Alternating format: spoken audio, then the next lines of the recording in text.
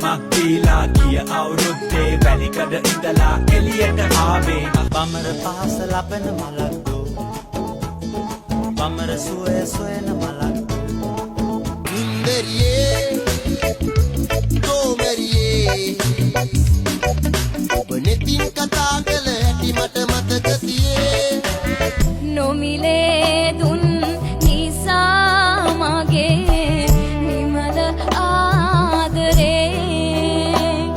මල් මිටක් තියන්න ඔබ අතේ මට කියා කොයින්ද මල්වනේ ආයෙත් මරක් මට වඩා හොඳ කෙනෙක් මල් ඔන්චිල්ලා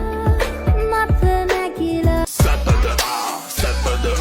sapada, dan sapada.